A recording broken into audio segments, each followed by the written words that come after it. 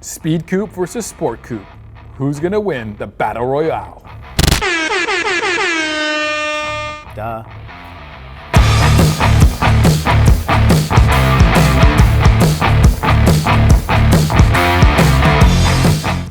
Hey everyone, this is Sunglass Rob from SportRx, and I'm here with my good friend Nick at 100% to talk about the difference between the Speedcoupe and the SportCoupe. Real quick, don't forget to follow SportRx on Instagram.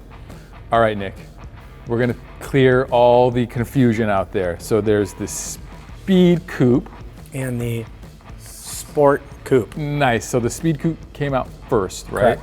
And if I'm not mistaken, this one kind of follows the stylistic lines of some of the original sport lines from 100%. Correct, in the Yeah. Speed collection. So Yeah.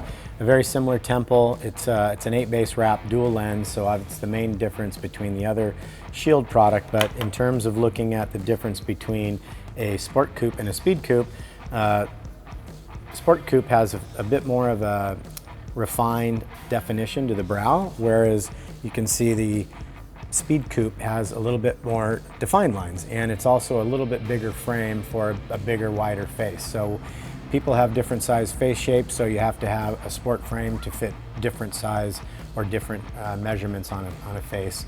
So that's the main difference between the two. They're gonna have very similar features in terms of TP, temple tips, and nose pads, interchangeable lenses, has a different lens shape on the SportCoupe versus Speedcoupe, which gives it a much smaller fit, and again it's a bit more refined, and its temple tips are a bit tighter and a bit narrower on the brow than the actual SportCoupe. So it comes down to size. Yeah, really is so the the main difference. Speedcoupe, let me put both on so people can see. I have a bigger head than Nick. I have kind of a big head actually, I'm a large dude. So there's the Speedcoupe on a big head, and then here's the SportCoupe on a big head. And I feel like this one's a little small for me. Yeah. And Nick's pretty medium, average, perfect. Why don't you try the Speed first? Sure.